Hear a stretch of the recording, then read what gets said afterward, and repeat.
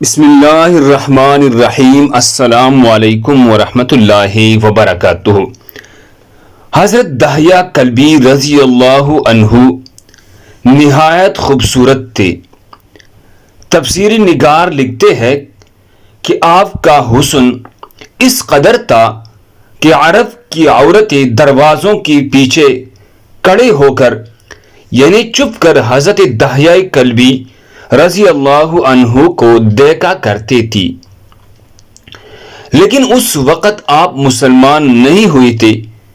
ایک دن سرور کونین تاجدار مدینہ حضرت محمد مصطفیٰ احمد مجتبی ساقی کوثر شافی محشر کی نظر حضرت دحیہ کلبی پر پڑی۔ آپ صلی اللہ علیہ وسلم نے حضرت دحیہ کلبی کے چہرہ کو دیکھا کہ اتنا حسین نوجوان ہے۔ آپ نے رات کو اللہ تعالی کی بارگاہ میں دعا مانگی، یہ اللہ عز و جل اتنا خوبصورت نوجوان بنایا ہے، اس کے دل میں اسلام کی محبت ڈال دے، اسے مسلمان کر دے، اتنی حسین نوجوان کو جہنم سے بچا لے۔ رات کو آپ نے دعا فرمائی۔ صبح حضرت دحیہ کلبی رضی اللہ عنہ آپ صلی اللہ علیہ وسلم کی خدمت میں حاضر ہو گئی۔ حضرت دحیہ کلبی رضی اللہ عنہ کہنے لگے، اے اللہ کی رسول صلی اللہ علیہ وسلم، بتائیے آپ کیا احکام لے کر آئے ہیں؟ آپ صلی اللہ علیہ وسلم نے فرمایا، میں اللہ کا رسول ہوں اور اللہ وحدہ لا شریک ذات ہے، اس کا کوئی شریک نہیں ہے۔ پھر توحید و رسالت کے بارے میں حضرت دحیہ کلبی رضی اللہ عنہ کو بتایا۔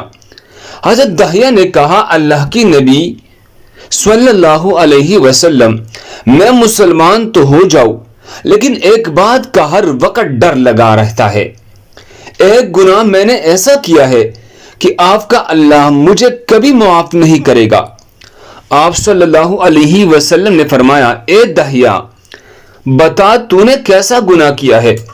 تو حضرت دحیہ کلبی رضی اللہ عنہ نے کہا، یا رسول اللہ صلی اللہ علیہ وسلم، میں اپنے قبیلے کا سربراہ ہوں اور ہمارے ہاں بیٹیوں کی پیدائش پر انہیں زندہ دفن کیا جاتا ہے۔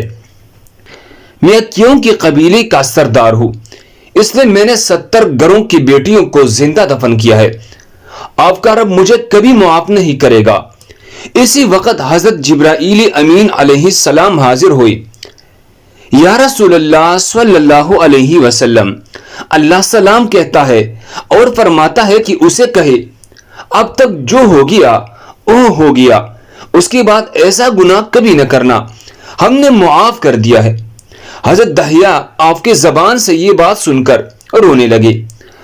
آپ صلی اللہ علیہ وسلم نے فرمایا، دحیہ، اب کیا ہوا ہے، کیوں روتے ہو؟ حضرت دحیہ کلبی کہنے لگے، یا رسول اللہ صلی اللہ علیہ وسلم، میرا ایک گناہ اور بھی ہے جسے آپ کا رب کبھی معاف نہیں کرے گا۔ آپ صلی اللہ علیہ وسلم نے فرمایا، دحیہ کیسا گناہ بتاؤ؟ حضرت دحیہ کلبی فرمانے لگی، یا رسول اللہ، میری بیوی حاملہ تھی، مجھے کسی کام کی غرض سے دوسرے ملک جانا تھا۔ میں نے جاتی ہوئی بیوی کو کہا کہ اگر بیٹا ہوا تو اس کی پرورش کرنا، اگر بیٹی ہوئی تو اسے زندہ دفن کر دینا۔ دحیہ کلبی روتے جا رہے تھے اور واقعہ سناتے جا رہے ہیں۔ میں واپس بہت عرصہ بعد گھر آیا تو میں نے دروازے پر دستک دی، اتنے میں ایک چھوٹی سی بچی نے دروازہ کھولا اور پوچھا، کون؟ میں نے کہا، تم کون ہو؟ تو وہ بچی بولی، میں اس گھر کی مالک کی بیٹی ہوں۔ آپ کون ہے؟ دحیہ فرمانے لگی، یا رسول اللہ صلی اللہ علیہ وسلم، میرے منہ سے نکل گیا، اگر تو بیٹی ہو اس گھر کی مالک کی تو میں مالک ہوں اس گھر کا۔ یا رسول اللہ صلی اللہ علیہ وسلم، میرے منہ سے یہ بات نکلنے کی دیر تھی کہ چھوٹی سی اس بچی نے میرے ٹانگوں سے مجھے پکڑ لیا اور بولنے لگے، بابا بابا بابا بابا۔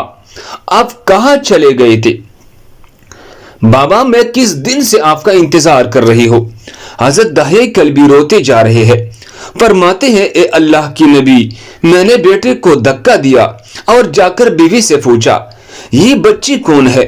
بیوی رونے لگ گئی اور کہنے لگی داہیہ یہ تمہاری بیٹی ہے۔ یا رسول اللہ مجھے ذرا ترس نہ آیا، میں نے سوچا میں قبیلے کا سردار ہوں، اگر اپنی بیٹی کو دفن نہ کیا تو لوگ کہیں گے ہمارے بیٹیوں کو دفن کرتا رہا اور اپنی بیٹی سے پیار کرتا ہے۔ حضرت داہیہ کی آنکھوں سے اشکزار و قطار نکلنے لگے۔ یا رسول اللہ وہ بچی بہت خوبصورت، بہت حسین تھی، میرا دل کر رہا تھا اسے سینے سے لگا لو، پھر سوچتا تھا کہیں لوگ بعد میں یہ باتیں نہ کہیں کہ اپنی بیٹی کی بارے آئی تو اسے زندہ دفن کیوں نہیں کیا۔ میں گھر سے بیٹی کو تیار کروا کر نکلا تو بیوی نے میرے پاؤں پکڑ لی، داہیہ نہ مارنا اسے، داہیہ یہ تمہاری بیٹی ہے، ماں تو آخر ماں ہوتی ہے۔ میں نے بیوی کو پیچھے دھکا دیا اور بچی کو لے کر چل پڑا۔ راستے میں میری بیٹی نے کہا بابا مجھے نانی کے گھر لے کر جا رہے ہو؟ بابا کیا مجھے کھلونے لے کر دینے جا رہے ہو؟ بابا ہم کہاں جا رہے ہیں؟ داہیہ کلبی روتے جاتے ہیں، واقعہ سناتے جا رہے ہیں۔ یا رسول اللہ میں بچی کے سوالوں کا جواب ہی نہیں دیتا تھا، وہ پوچھتے جا رہے ہیں بابا کدھر لے چلے گئے تھے؟ کبھی میرا منہ چومتے ہیں، کبھی بازو گردن کے گرد دے لیتے ہیں، لیکن میں کچھ نہیں بولتا۔ ایک مقام پر جا کر میں نے اسے بٹھا دیا اور خود اس کی قبر کودنے لگ گیا۔ آقائے کریم صلی اللہ علیہ وسلم داہیہ کی زبان سے واقعہ سنتے جا رہے ہیں، روتے جا رہے ہیں۔ میری بیٹی نے جب دیکھا کہ میرا باپ دھوپ میں سخت کام کر رہا ہے تو اٹھ کر میرے پاس آئے، اپنے گلے میں جو میں چھوٹا سا دوپٹہ تھا وہ اتار کر میرے چہرے سے ریت صاف کرتے ہوئے کہتے ہیں بابا دھوپ میں کیوں کام کر رہے ہیں؟ چھاؤں میں آ جائے۔ بابا یہ کیوں کود رہے ہیں اس جگہ؟ بابا گرمی ہے چھاؤں میں آ جائے، اور ساتھ ساتھ میرا پسینہ اور مٹی صاف کرتے جا رہے ہیں، لیکن مجھے ترس نہ آیا۔ آخر جب قبر کود لی تو میرے بیٹے پاس آئی، میں نے دھکا دے دیا، وہ قبر میں گر گئی، میں ریت ڈالنے لگ گیا۔ بچی ریت میں سے روتی ہوئی اپنی چھوٹی چھوٹی ہاتھ میرے سامنے جوڑ کر کہنے لگی بابا میں نہیں لیتے کھلونے، بابا میں نہیں جاتے نانی کے گھر، بابا میرے شکل پسند نہیں آئی تو میں کبھی نہیں آتی آپ کے سامنے، بابا مجھے ایسے نہ مارے۔ یا رسول اللہ صلی اللہ علیہ وسلم میں ریت ڈالتا گیا، مجھے اس کی باتیں سن کر بھی ترس نہیں آیا۔ میرے بیٹے پر جب مٹی مکمل ہو گئی، اس کا سر رہ گیا تو میرے بیٹی نے میری طرف سے توجہ ختم کی اور بولی اے میرے مالک میں نے سنا ہے تیرا ایک نبی آئے گا جو بیٹیوں کو عزت دے گا، جو بیٹیوں کی عزت بچائے گا، اے اللہ وہ نبی بھیج دے، بیٹیاں مر رہی ہے۔ پھر میں نے اسے ریت میں دفنا دیا۔ حضرت داہیہ کلبی رضی اللہ عنہ واقعہ سناتی ہوئی بے انتہا روئی۔ یہ واقعہ جب بتا دیا تو دیکھا آپ صلی اللہ علیہ وسلم اتنا رو رہے ہیں کہ آپ کی داڑھی مبارک آنسو سے گیلے ہو گئی۔ آپ نے فرمایا داہیہ ذرا پھر سے اپنی بیٹی کا واقعہ سناؤ، اس بیٹی کا واقعہ جو مجھ محمد صلی اللہ علیہ وسلم کی انتظار میں دنیا سے چلی گئی۔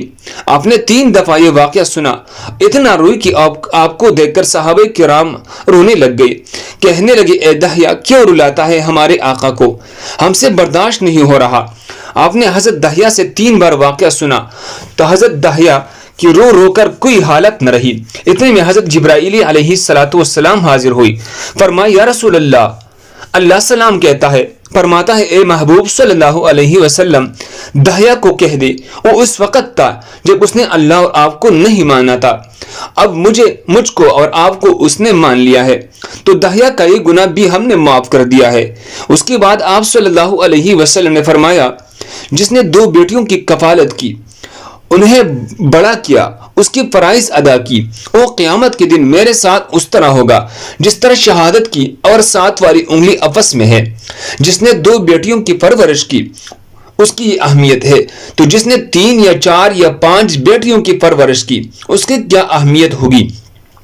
بیٹیوں کی پیدائش پر گھبرایا نہ کرے، انہیں والدین پر بڑا مان ہوتا ہے، یہ بیٹیاں اللہ کی خاص رحمت ہوتی ہے۔ اللہ ہم سب کو اس پر عمل کرنے کی توفیق عطا فرمائے۔ دوسرے مسلمانوں کے فائدے کے لیے آگے ضرور شیئر کریں۔ مزید خوبصورت واقعات کے لیے ہمارے چینل کو سبسکرائب کریں۔ جزاکم اللہ خیر۔